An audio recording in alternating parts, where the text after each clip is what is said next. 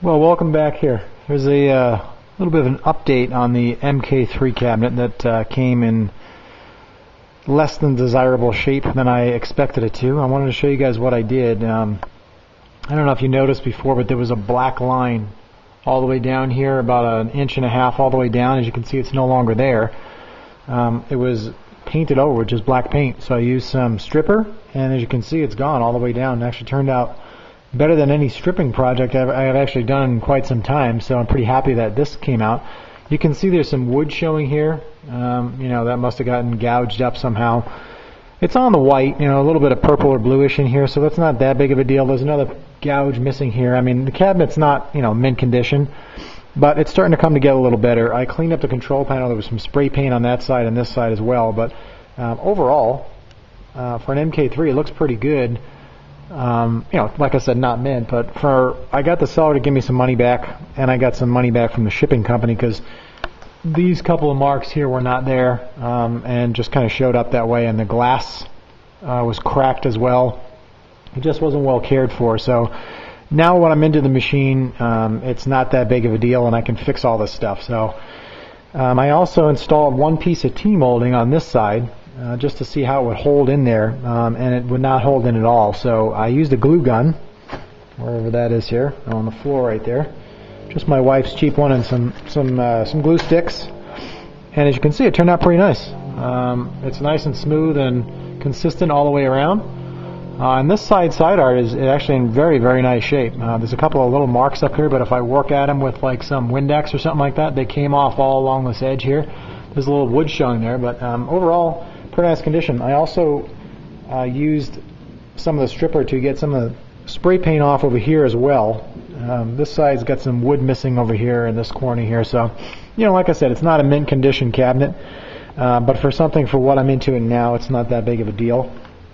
I don't know if I showed you guys last time or not, but I took out the buttons and joysticks, and this control panel overlay is all scratched up. I don't know if you can see that in the sun. So I have to order a new control panel overlay. I'll probably get one of those. This is a monitor glass retention bracket, and as you can see, that goes right like that. Put that like that. The brads, or whatever you want to call them, from an air gun, they kind of fit in there, but it was just so loose and damaged. And you can really see the water damage on this side of the cabinet. It looks like it got wet right about in this region right here.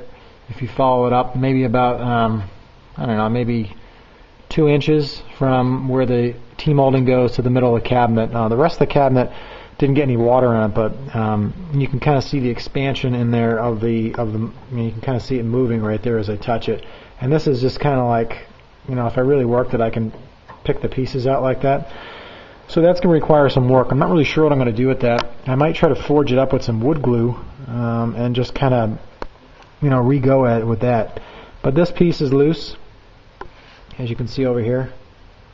If I wiggle it, it's loose. This is in there pretty good. So I'm going to give this thing a good paint job once I fix this corner over here, and we'll go from there. But other than that, I'm not too disappointed anymore in the condition. It's not what I wanted to do, was have a project on this, but for the state it's in, it'll give me something to do and it'll give me something fun. The other thing I got to fix is this here. I think I'm just going to go to like Lowe's or something and buy a shingle. Hopefully I'm gonna try to pop a little piece of this off to get the thickness, and then just cut a piece to fit in there and glue it in, and then I'll try to paint it black to match. But I might have to get a whole new decal just so it's consistent all the way across. So that's where I'm at with that. I just wanted to kind of show you guys. Some of you guys commented on what a piece of shit the cabinet is, and I wouldn't have paid more than $150 for it. But for what I'm into it now, you can't find an MK3 dedicated arcade cabinet for what I paid, plus shipping delivered to my house.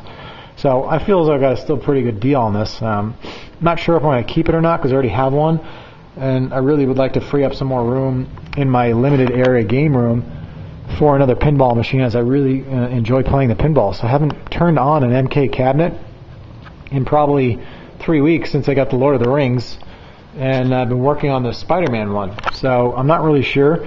I sold the track and field on eBay. As you can see, Terminator's out here in the garage just to kind of get it out of that room so I can move some stuff around. The KI2 is here waiting for some parts to come. I got the Killer Instinct 1 in the other garage, and the Gauntlet Legends here is just such a massive size of a cabinet. I mean, it's a great cabinet. I love it. I'm just going to keep it out in the garage for a while. I was going to sell it, and I really like the game. It's a fun game for me to play, and I've always really wanted to get one, and the condition of this one is in very nice shape. So that's where I'm at with the MK3. The KI2, I'll make a video on that once I get that up and running as far as the art goes, but I mean, everything works on it. It's actually in really nice shape. And I ordered a bunch of stuff for the Spider-Man, so I might do a couple of videos on how to shop a pinball, which I've never done before, and kind of go through how you change out some of the plastics and some of the rubbers on all the game surfaces here.